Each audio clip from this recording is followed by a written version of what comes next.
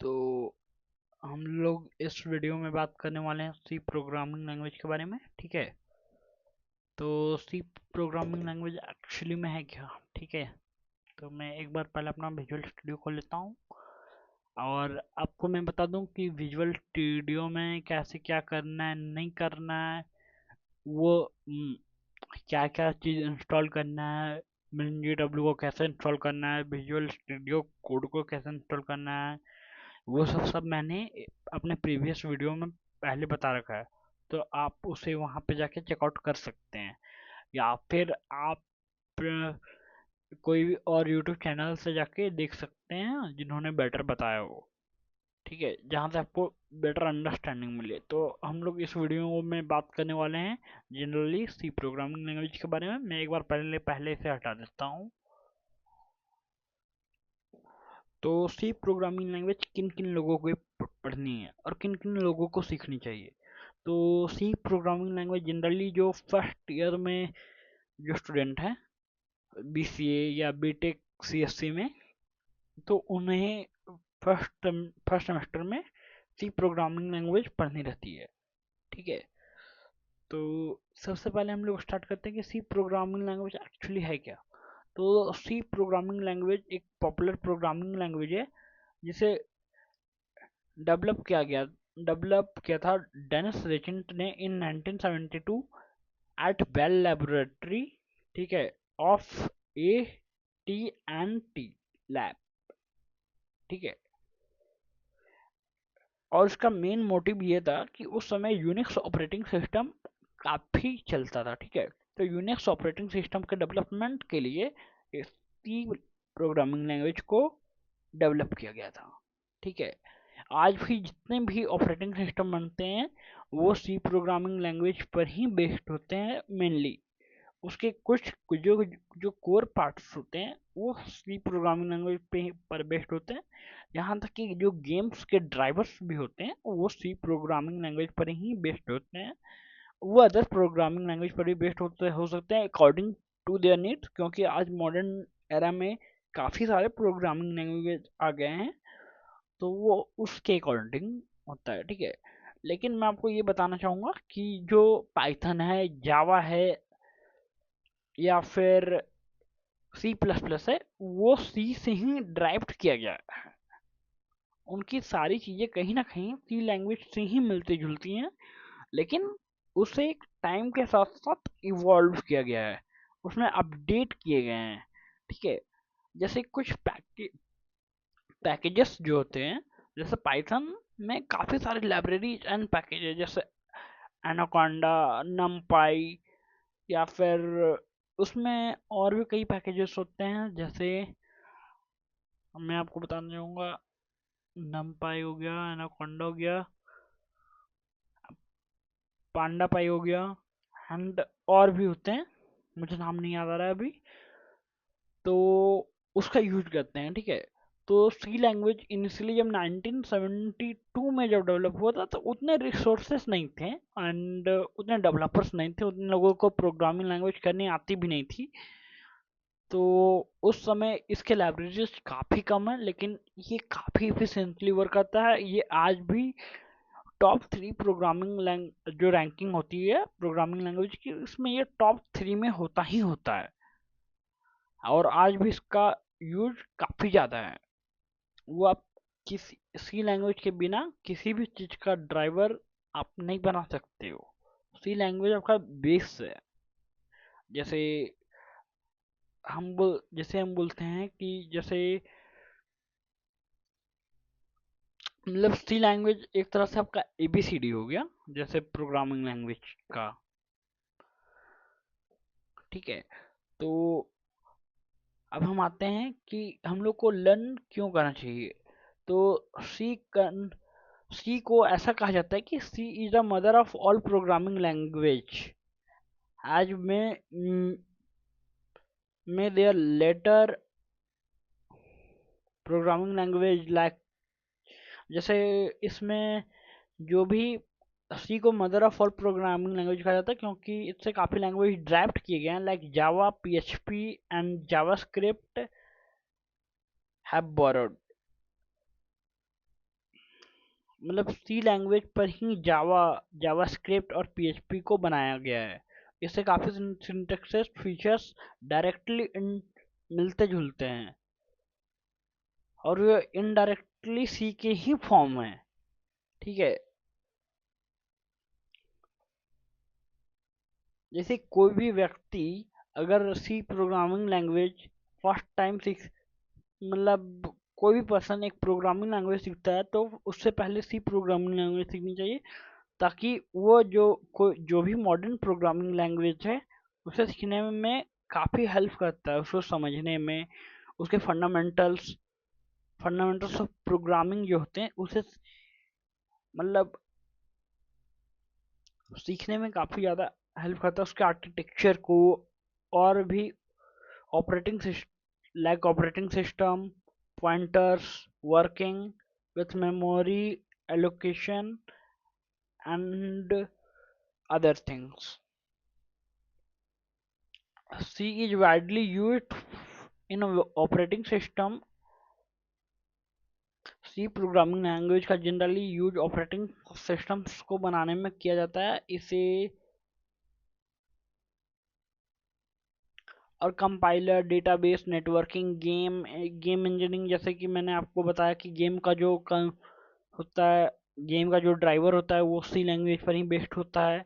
And जो real time systems होते हैं वो इफिशिएंटली वर्क कर पाए लो रिसोर्सेस और इन्वायरमेंट पे, हार्डवेयर लेवल सपोर्ट पे, तो सी लैंग्वेज इसमें काफ़ी ज़्यादा सपोर्ट देता है।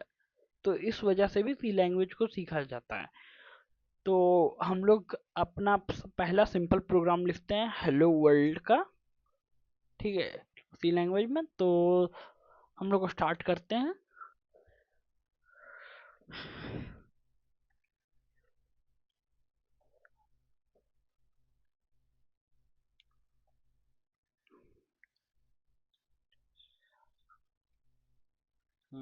मैंने से मिस्टेक हो गया।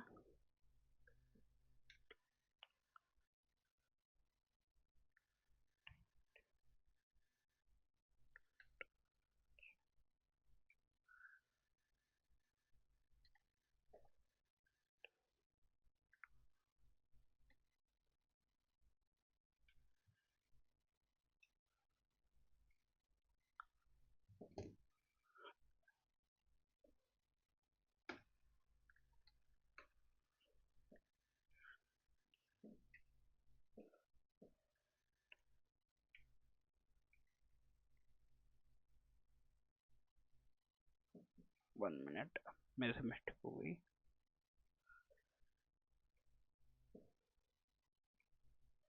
हम लोग सी प्रोग्राम में कोई भी मैसेज प्रिंट करवाएंगे जिसे हम लोग स्टेटमेंट भी बोलते हैं, तो वो डबल कोट के अंदर ही लिखेंगे।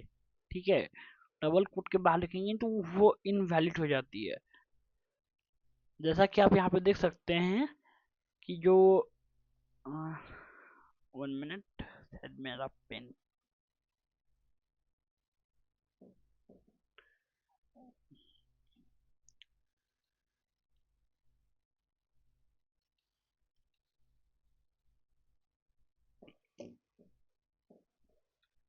मैं यहाँ पे लिखता हूँ पी,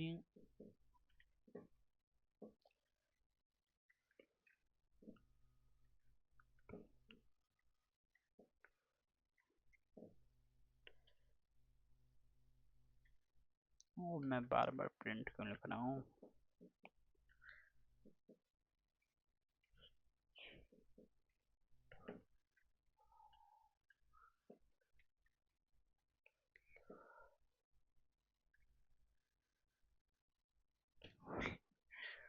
ठीक है, hello world, hello world,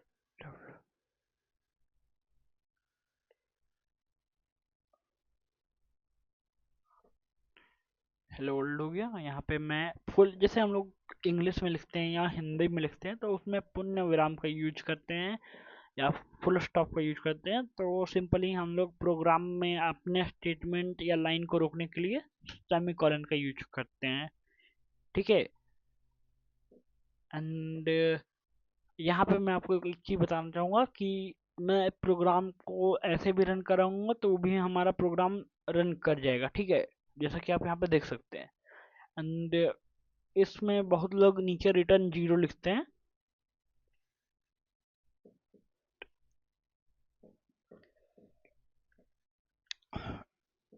return 0, तो ये भी तरीका सही है, लेकिन ये तरीका बिल्कुल सही है, क्योंकि मैं यहाँ पे केवल मैसेज प्रिंट करवा रहा था, तो ये जो वैल्यू रिटर्न कर रहा है वो 0 रिटर्न कर रहा है। इसके जब रिटर्न फंक्शन के बारे में हम लोग तब देखेंगे जब हम लोग फंक्शन ओवरलोडिंग या फिर ऑपरेटर ओवरलोडिंग पढ़ रहे होंगे, तो उस समय देखेंगे। एंड मैं आपको बताना चाहूँगा कि ऑपरेटर ओवरलोडिंग हमारा C++ में, फंक्शन ओवरलोडिंग शायद सी में शायद करना है फंक्शन ओवरलोडिंग। हाँ, फंक्शन ओवरलोडिंग सी में करना है। उस समय हम लोग देखेंगे कि नॉन फंक्शन में कैसे हम लोग return type and non return type value को करते हैं, मतलब यूज करते हैं, ठीक है। एंड यहाँ पे मैं रन करूँगा तो ये भी आउटपुट इसका सही है, सही नहीं आएगा, ठीक है। अब मैं यहाँ पे आपको कुछ बताना चाहूँगा कि जैसे कि मैं यहाँ पे आया एंड इस जगह पे, ठीक है, हेलो वर्ल्ड, तो ये सबसे पहले मैं ऊपर से शुरू करता हूँ। तो ये जो ऊपर का जो वर्ड है, ये वाला, इस फर्स्ट लाइन में, ठीक है, तो ये हमारा क्या है, ये हमारा हेडर फाइल है, ठीक है। एंड उसके बाद जो हमारा है वो मेन फंक्शन है, ठीक है। वो मेन फंक्शन है जिसके थ्रू C++ अपने प्रोग्राम को रन करवाता है। एंड जितना अगर हम लोग फंक्शन के बारे में बात करें, तो फंक्शन में हम लोग आगे जो पढ़ने वाले हैं उसे हमें इसके अंदर कॉल करवाना पड़ेगा, तभी जाके वो आगे होगा, वो हम लोग आगे डिस्कस करेंगे, ठीक है। एंड ये जो हमारा जो नीचे में है सेकेंड लाइन पे, ये हमारा स्टेटमेंट है, ठीक है। एंड ये सिंपली रिटर्न 0, ये हमारा रिटर्न टाइप है, ठीक है। तो इसमें हम लोग कुछ और चीज़ भी देख सकते हैं कि जैसे हम लोग यहाँ पे, मैं हल्का सा इसे, हम्म, तो मैं एक और प्रिंट एफ लिखता हूँ, print f, then double inverted comma, then students,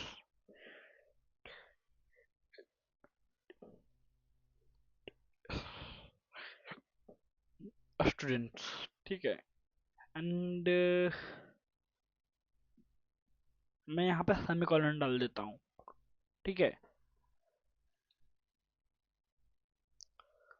तो यहाँ पे आप देख सकते हैं कि यहाँ पे प्रॉब्लम क्या आ रही है कि भाई स्टूडेंट्स को तो मैंने नीचे लिखा, तो उसे नीचे आना चाहिए था, वो सेम लाइन में क्यों जा रहा है ना।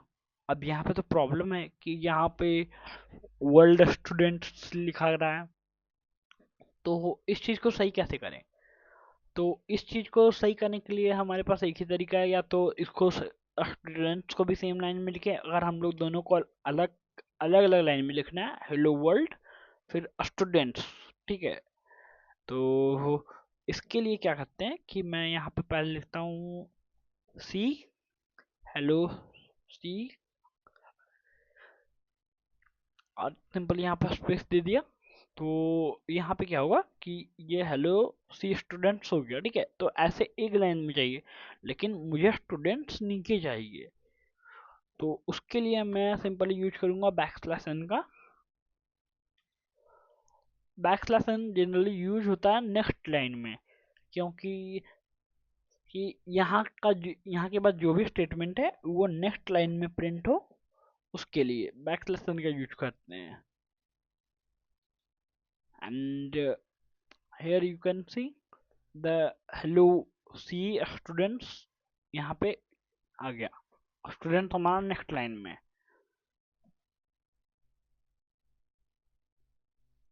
तो हम लोग अब बात करते हैं जो वन में था हेडर फाइल के बारे में, ठीक है। तो header file the first components in the header file in a C program. A header file is a file which extension or extension.h which contains C function declaration and macro declaration to shared between the several source file. All line that will start with hash appearance are procedures, यानी कि जो hash के साथ जो हम लोग लिखते हैं वो प्रोसीड्यूर्स होते हैं, एंड जो उसके बाद होते हैं वो हमारा जो डॉट एच जिसमें लगाते हैं वो हमारा हेडर फाइल होते हैं। ठीक है, procedures by processors which is a program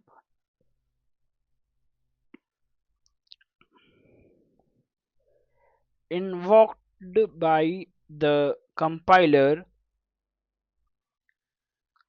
In the above example, the processors copies the processes code of studio.h to our file.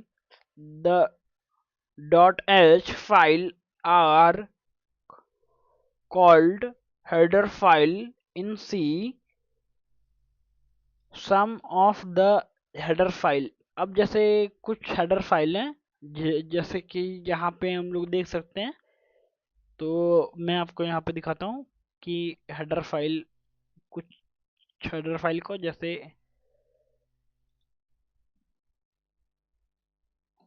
यहाँ पे मैं गया एंड सिंपली पेस्ट। ठीक है, अब यहाँ पे ये एरर आ रहा है तो भाई आएगा ही, एंड एंटर। अब एरर क्यों आ रहा है? क्योंकि मैंने इसे प्रॉपर तरीके से लिखा नहीं। ठीक है,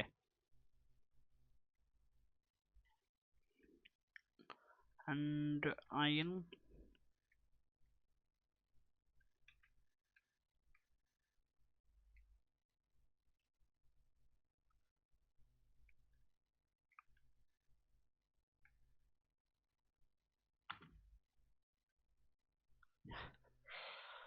ये एक एग्जांपल हो गया। और इस तरह के काफी हेडर फाइल होते हैं जिसका यूज हम लोग सी में करते हैं, जैसे कॉन्यो डॉट एच। जैसे बहुत लोग अभी भी टर्बो सी या Turbo C plus plus use कर रहे होंगे, उसमें conio dot h, maths dot h, ये सारे एग्जाम्पल हैं।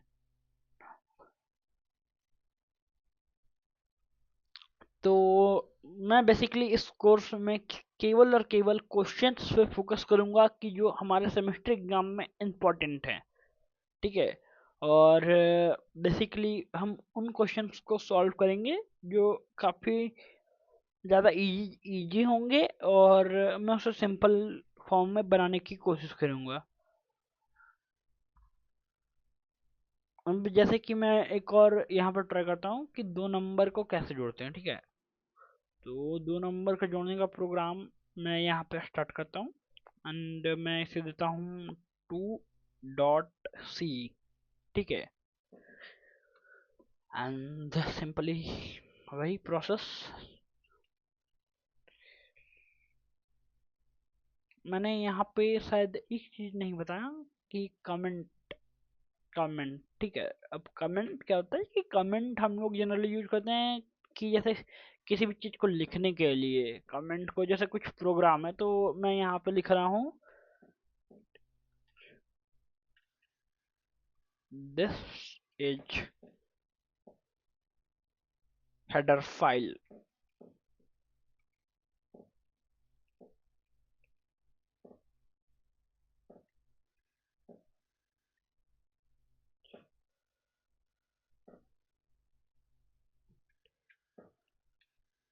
हेडर फाइल,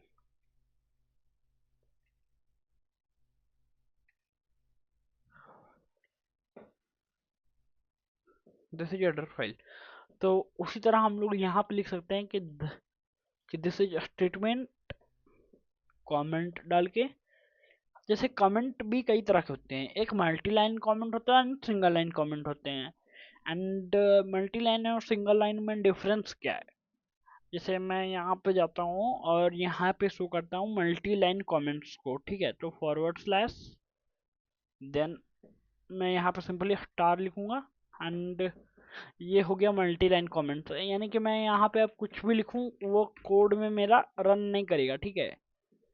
मैं इसे रन कराता हूँ तो ये कोड में रन नहीं करेगा, ठीक है, वो एज इट इज रहेगा। लेकिन इसी चीज को मैं यहाँ से मैं कट कर लेता हूँ, ठीक है। एंड देन मैं यहाँ पे इसे पेस्ट कर देता हूँ, ठीक है। एंड देन कोड को मैं रन करता हूँ अगेन, तो कुछ नहीं, जो कोड है वो हमारा रन नहीं कर रहा है जैसा कि मैंने यहाँ पर किया, कोई आउटपुट नहीं। एंड मैं इसे हटा देता हूँ एंड अब मैं कोड को रन करता हूँ तो आप देख सकते हैं कि हेलो सी स्टूडेंट्स ये आ गया, ठीक है। तो ये काफ़ी इंपॉर्टेंट है कि मल्टी लाइन कमेंट्स हमें कब करनी है। मल्टी लाइन कमेंट्स का यूज जैसे कहीं पे कोड में किसी ब्लॉक में एरर आ रही है, जैसे ब्लॉक, आप पूछिए कि ब्लॉक क्या है, तो ये वाला जो है, ये वाला और ये वाला, ठीक है, ये एक ब्लॉक है, ठीक है। एंड जब हम लोग फंक्शंस पढ़ेंगे तो वहाँ पर भी हम लोग ब्लॉक के बारे में पढ़ेंगे कि ब्लॉक क्या होता है। ब्लॉक सिंपली एक एरिया होता है कि जहाँ पे हम लोग कोड लिखते हैं, उसे हम लोग ब्लॉक बोलते हैं, ठीक है। देन चलो अभी हम लोग सिंपली आते हैं सेकेंड अपने दूसरे प्रोग्राम पे, ठीक है, जिसमें हम लोग दो नंबर को सम करते हैं। एंड मैं 1 मिनट यहाँ पे देख लेता हूँ कि कुछ और भी इम्पोर्टेंट होंगे क्या। तो मेन,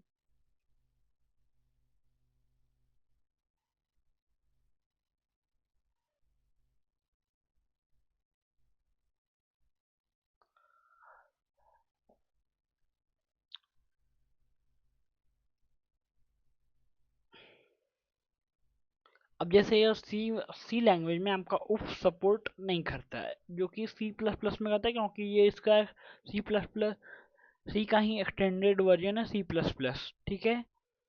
इसमें प्रोसीड्यूरल प्रोग्रामिंग इसका सपोर्ट है। Then memory management manual using,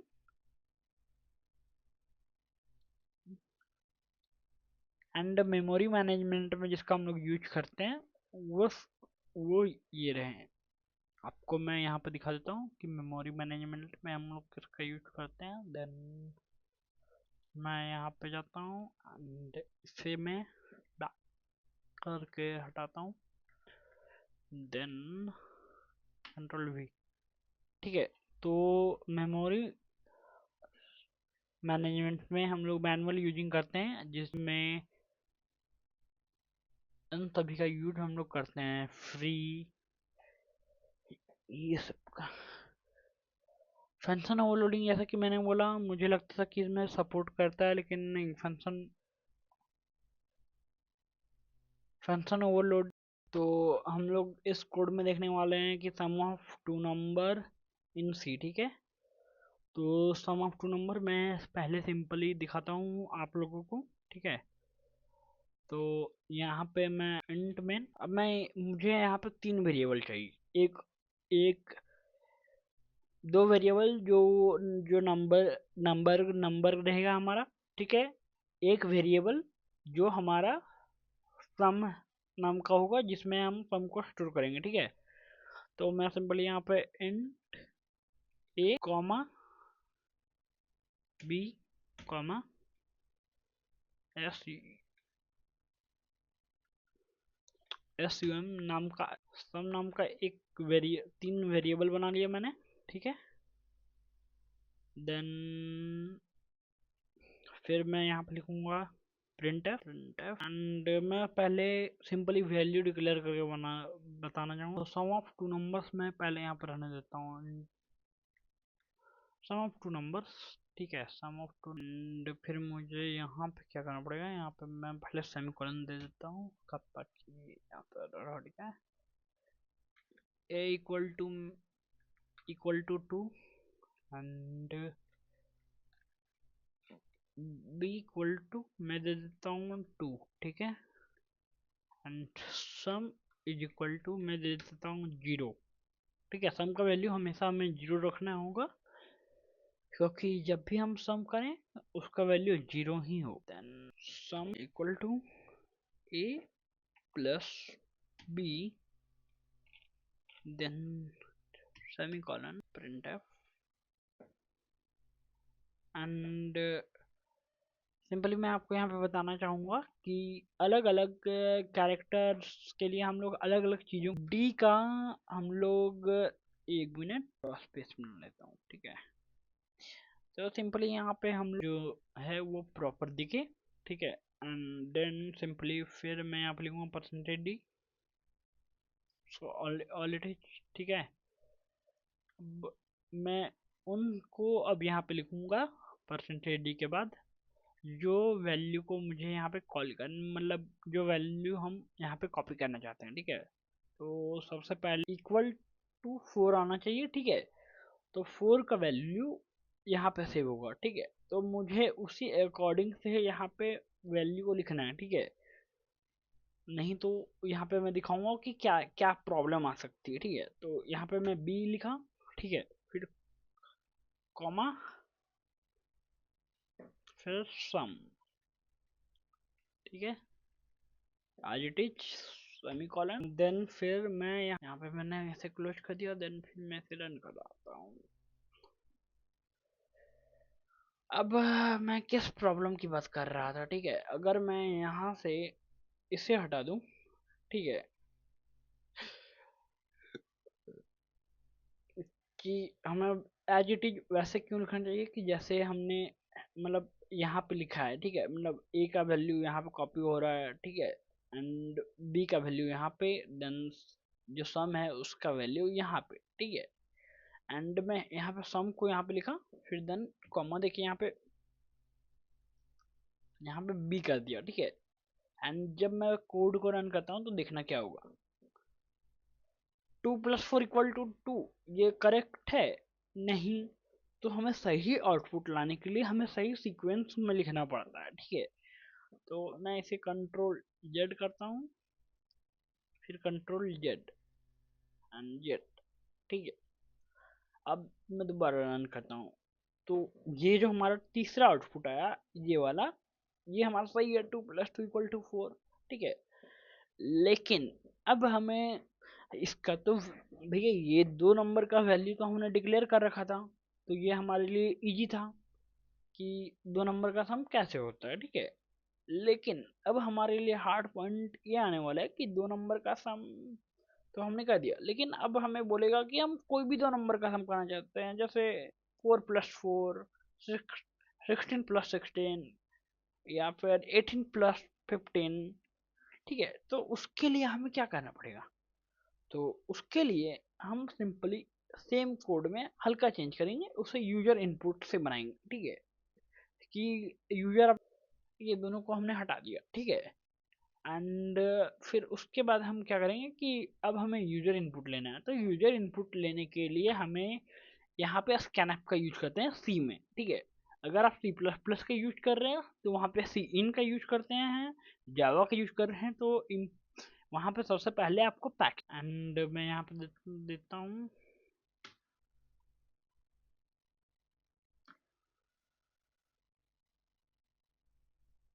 ठीक है, एंड यहाँ पे सेमीकोलन, ओके, एंड फिर मैं लिखता हूँ, अब 2 नंबर हमें लेना है तो 2 बार परसेंटेज डी हमें लिखना पड़ेगा, परसेंटेज डी, एंड मैंने फिर से मिस्टेक कर दी, double inverted comma, then percentage D space percentage D. ठीक है, अब यहाँ पे दो नंबर हम कौन कौन सा लेना चाहेंगे स्कैनएफ के अंदर। तो स्कैनएफ में भी सेम तरीका है कि अगर हम लोग स्कैनएफ में परसेंट अगर फ्लोटिंग वैल्यू है उसके लिए परसेंटेज है और स्ट्रिंग है तो उसके लिए परसेंटेज एस का यूज करते हैं। तो अब हमें तो यहाँ पे हमें तो दो इंटीजर्स लेने हैं, तो एंड यहाँ पे फिर मैं कॉमा दिया,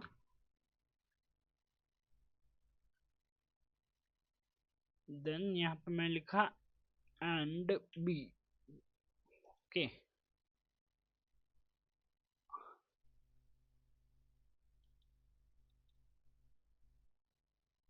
अब मैं यहाँ पे लिखता हूँ फॉर देयर सम। ठीक है, अब यहाँ पे मैं इसे रन करवाता हूँ। ठीक है, अब दो नंबर मैंने लिया 2। ठीक है, 1 मिनट, आई थिंक यहाँ पर मिस्टेक हो गया। 8 लिया, फिर 8 लिया, देन एंटर। 8 + 8 = 16। इनकी जगह लॉन्ग को यूज करते तो आ जाता। देन मैं यहाँ पे सिंपली 99 एंड 99 का तो यहाँ पे जैसा किया गया 1098। ठीक है, अब तो गया, लेकिन यहाँ पे हमें कुछ और यूज करना होगा। Enter 67 and 87।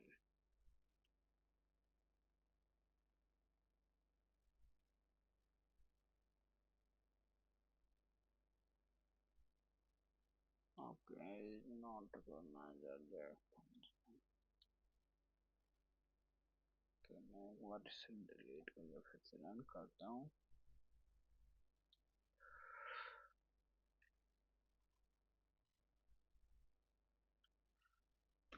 9 + 9 = 18। ठीक है, सही हो गया। फिर मुझे यहाँ पर भी चेंज करना पड़ेगा SUB एंड सिंपली यहाँ पे मैं कर देता हूँ माइनस, एंड यहाँ पर भी मैं कर देता हूँ SUB।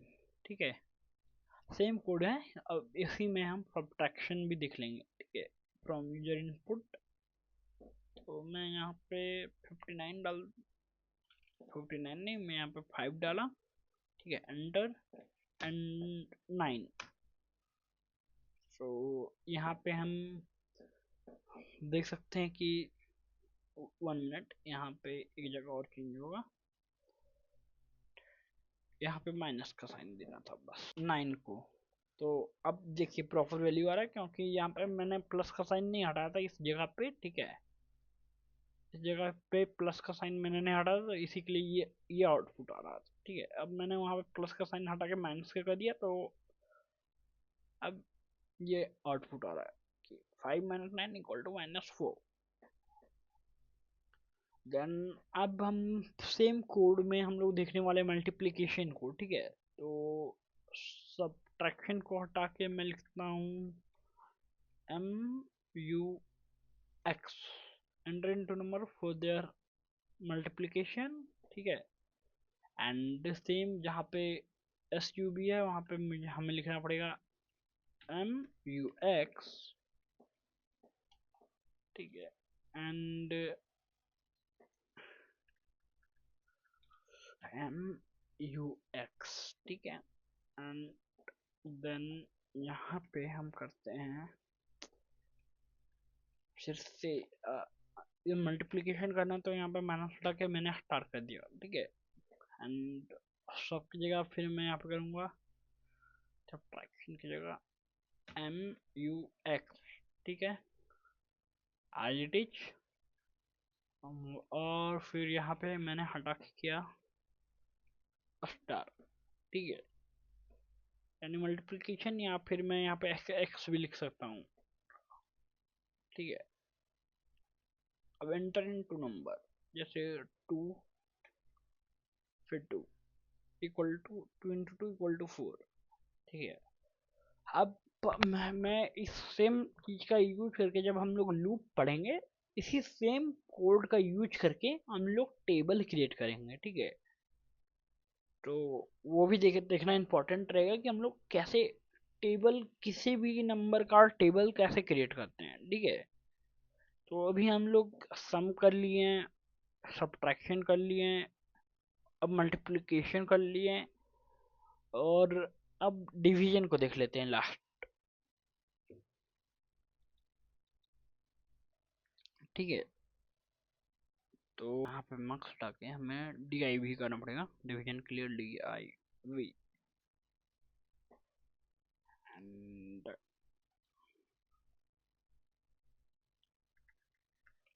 भी करना पड़ेगा डी आई वी, एंड फिर यहाँ पर भी हम कर देते हैं डी आई 1 6। ठीक है, देन 2 6 डिवाइडेड बाई 2 इक्वल टू 8। सही है। हाँ, यहाँ पे अब हम लोग एक चीज और देखते हैं, जैसे मैं यहाँ पे ले लेता हूँ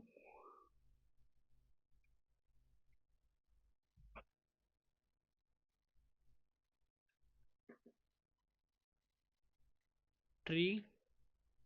ठीक है, 3 डिवाइडेड बाई 2,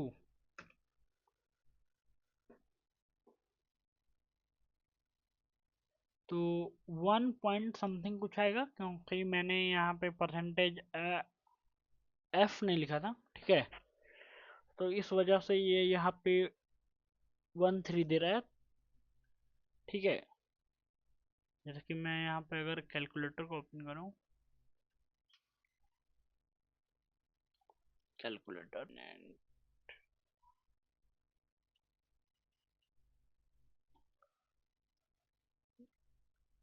कैलकुलेटर है, मैं यहाँ पर 3 and divided by 2 equal to 1.5, and यहाँ पे 1 3 दे रहा है। तो आई थिंक यहाँ पे मैं मॉडुलस का यूज नहीं किया, उस वजह से कुछ प्रॉब्लम हो रही है।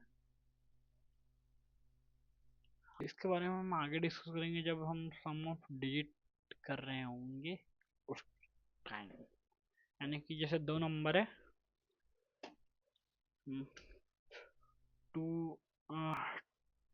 22। ठीक है, तो इसका सम जो आएगा वो 2 आएगा, नहीं 4 आएगा। ठीक है, यानी कि 22 है, उसको हमें तब तक, मतलब 2 डिजिट का नंबर है या 3 डिजिट का नंबर है, उसे हमें, नहीं, सम ऑफ डिजिट हमें करना है, मतलब 2 2।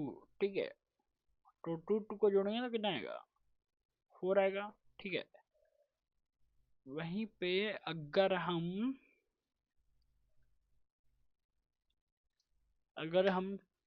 144 को जोड़ते हैं तो कितना आएगा, 144 जो नंबर है उसका सम हमें करना है, मतलब 1 + 4 + 4। ठीक है, तो इसका कितना आएगा, 4 + 4 8 एंड 1, यानी कि इसका सम 9 आएगा। तो अब इसका सम आना चाहिए 9। ठीक है, तो आप इस क्वेश्चन को ट्राई करिएगा, इस क्वेश्चन को हम अगले वीडियो में देखेंगे।